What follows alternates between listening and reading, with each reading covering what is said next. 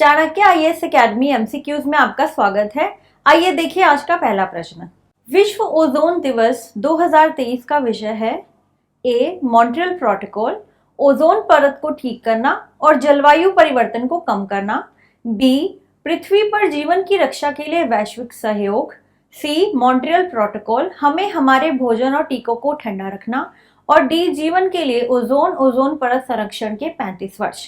इसका सही उत्तर है ए मॉन्ट्रियल प्रोटोकॉल, ओजोन परत को ठीक करना और जलवायु परिवर्तन को कम करना। मॉन्ट्रियल प्रोटोकॉल पर हस्ताक्षर करने के उपलक्ष्य में प्रत्येक वर्ष 16 सितंबर को विश्व ओजोन दिवस मनाया जाता है। मॉन्ट्रियल प्रोटोकॉल ओजोन क्षयकारी पदार्थों के उत्पादन और उपभोग को चरणबद्ध तरीके से समाप्त करने के लिए एक अंतरराष्ट्रीय पर्यावरण संधि है जो 1987 में आज ही के दिन लागू हुई थी। ओजोन परत की कमी और इसे संरक्षित करने के लिए उठाए गए या किए जाने वाले उपायों के बारे में लोगों के बीच जागरूकता फैलाने के लिए हर साल विश्व ओजोन दिवस मनाया जाता है। मॉन्ट्रियल प्रोटोकॉल के कारण रेफ्रिजरेटर, एयर कूलिंग सिस्टम और अन्य उत्पादों में लगभग 99% ओजोन क्षयकारी रसायनों को पहले ही चरणबद्ध तरीके से समाप्त कर दिया गया है। विश्व ओजोन दिवस 2023 का विषय मॉन्ट्रियल प्रोटोकॉल, ओजोन परत को ठीक करना और जलवायु परिवर्तन को कम करना है। दूसरा प्रश्न, विश्वकर्मा योजना के संदर्भ में निम्नलिखित कथनों पर विचार करें। 1. इस योजना का 2027-28 तक 5 वर्षों में 13,000 करोड़ रुपए का परिव्यय है। 2. बायोमेट्रिक आधारित पीएम विश्वकर्मा पोर्टल का उपयोग करके सामान्य सेवा केंद्रों के माध्यम से विश्वकर्माओं का निःशुल्क पंजीकरण किया जाएगा।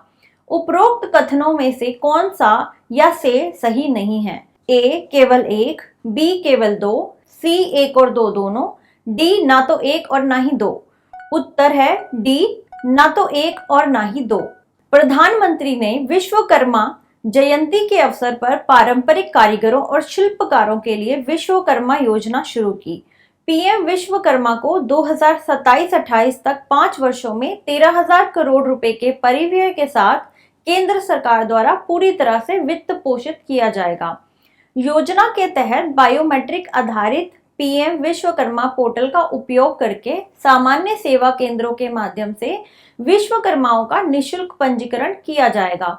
उन्हें पीएम विश्वकर्मा प्रमाण पत्र और आईडी कार्ड के माध्यम से मान्यता प्रदान की जाएगी।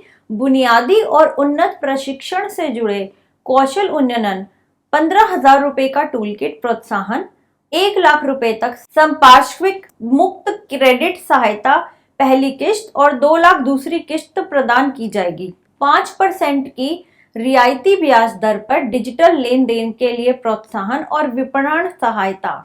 महत्व, अपने हाथों और औजारों से काम करने वाले विश्वकर्माओं द्वारा पारंपरिक कौशल की गुरु शिष्य परंपरा या परिवार आधारित प्रथा को मजबूत और पोषित करना। कारीगरों और शिल्पकारों के उत्पादों और सेवाओं की पहुंच के साथ साथ गुणवत्ता में सुधार करना और यह सुनिश्चित करना कि वे घरेलू और वैश्विक मूल्य श्रृंखलाओं के साथ एकीकृत हों। यह योजना पूरे भारत में ग्रामीण और शहरी क्षेत्रों में कारीगरों और शिल्पकारों को सहायता प्रदान करेगी। तीसरा प्रश्न, निम्नलिखित में से क्या हाल ही में समाचारों में देखे गए mule multi utility legged equipment शब्द को सबसे अच्छी तरह से परिभाषित करता है? ए एक चंद्र रोवर, बी यह एक भार वहन करने वाला स्वायत्त रोबोट है, सी यह एक ड्रोन रक्षा प्रणाली है, डी यह एक एंटी टैंक मिसाइल है। उत्तर बी, यह एक भार वहन करने वाला स्वायत्त रोबोट है। भारतीय सेना ने हाल ही में जम्मू में नौटेक संगोष्ठी 2023 में multi utility legged equipment mule प्रस्तुत किया। यह भारतीय सेना के लिए डिजाइन किया गया एक स्वायत्त भार वहन करने वाला रोबोट है। इसे आतंकवादियों का पता लगाने और उन्हें खत्म करने में मानव मुक्त हस्तक्षेप के लिए डिजाइन किया गया था। खतरों का पता लगाने और उन्हें मार गिराने में ऑपरेटर की सहायता के लिए यह एक 360 डिग्री कैमरे और रडार से सुसज्जित है। यह एक एनालॉग फेस वाली मशीन है जिसमें 4 पैर और 12 किलोग्राम की पेलोड क्षमता है।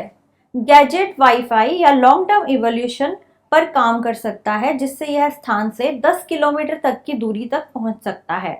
यह उपयोग में आसान रिमोट कंट्रोल के माध्यम से संचालित होता है। इसमें फायरिंग प्लेटफॉर्म भी शामिल हो सकता है। यह पूर्व क्रमादेशित मिशनों के साथ परियोजनाओं को शुरू करने में सक्षम है और इसे बर्फ और पहाड़ों सहित विभिन्न इलाकों में नियोजित किया जा सकता है। यह 45 डिग्री तक के पहाड़ों और 18 सेमी तक ऊंची सीढ़ियां चढ़ सकता है। चौथा प्रश्न, निम्न में से किस राज्य ने गृहलक्ष्मी योजना शुरू की? ए केरल, बी कर्नाटक, सी आंध्र प्रदेश, डी ओडिशा। उत्तर बी कर्नाटक।